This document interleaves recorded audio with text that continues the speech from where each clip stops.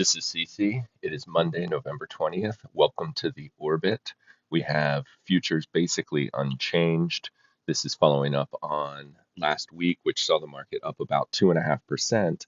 But the last 3 days of that week, the S&P 500 found itself around 4,500 and the SPY found itself around 450. And that, of course, ended up in an almost pin situation for the rest of the week, as there was a lot of open interest at these levels for November monthly expiration, and stocks basically got pinned for the last 3 days of the week. As you know, when the market goes higher above that strike, market makers have stock to sell to remain delta neutral. Then when stocks go down below those levels, they have stock to buy, and that results in that kind of action we saw over the last few days. Now, this week, a lot of that gamma has cleared. However, it comes into a shortened holiday week where we only have 3.5 days of trading. And of course, the Thanksgiving holiday on Thursday. And so, what that means is, from an expected move perspective for this week, we have the SPY only pricing just under a 1% move for the entire week at about 12 vol. And for the day, the 0 DTE type moves that we're going to see this week, it is about 0.5%. Switching over to the Qs, we see that 0 DTE move of 0.6, 0.7%. Let's call it 0.75%, maybe. Now, again, these conditions haven't changed drastically, other than that gamma is no longer as powerful. So you might see the market start to move away from that strike conceivably, or it could be reestablished as gamma, but that will not be a super effect like we saw last week for another couple of weeks.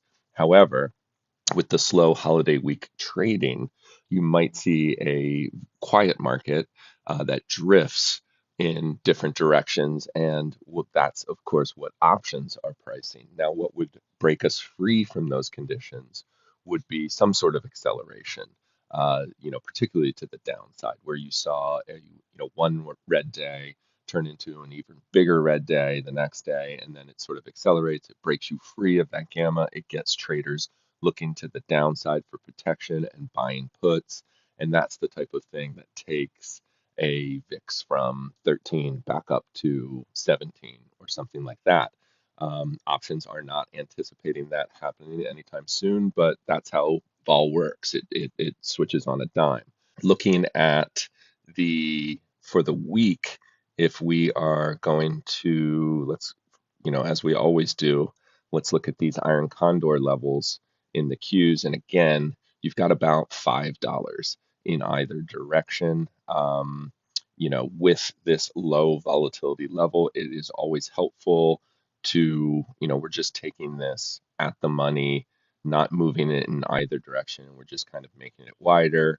Of course, in low vol situations, a lot of people find themselves kind of taken out on lazy rallies to the upside, and you can obviously take this and move it up a few strikes, give yourself room to the upside. If you did see the market start to reverse and you were a little bit more worried about a move to the downside, you, of course, can do the other way. And so that's a good way to look at these kinds of income trades for the weekly setup at low vol. Now, turning our attention into year end, we're looking at the December 29th expiration, and you've got about a 4% expected move in the Qs into year end. Now, that sounds like a small move, and it should, considering how much this has moved over the last few weeks. You see it on the chart. We are, up way more than that. We have seen moves like that stack up in the matter of days. However, after a move like this, as you can see on the chart, we are back up near these highs from the summer.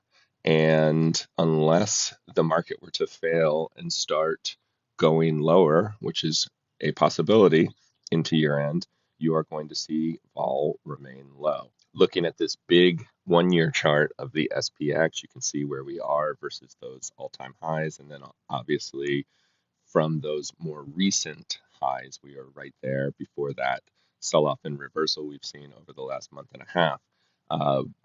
keep an eye on Fed fund futures.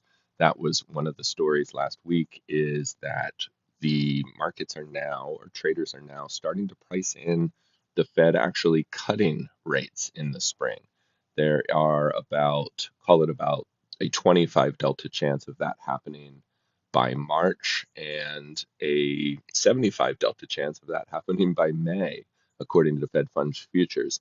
Now, obviously, if that starts to happen, that is not necessarily bullish for the economy. The FOMC does not tend to lower rates when things are strong, especially when they are fearful about inflation ticking back and reversing back the other way. So that's something to keep an eye on. And of course, the economic news of the week, the big economic news, will be the FOMC minutes, which could give an indication of the Fed mindset on that front. We'll see. And then, of course, on the earnings front this week, we have big earnings from Zoom, and then the biggest one is NVIDIA, or at least as far as traders are concerned. NVIDIA earnings comes on Tuesday.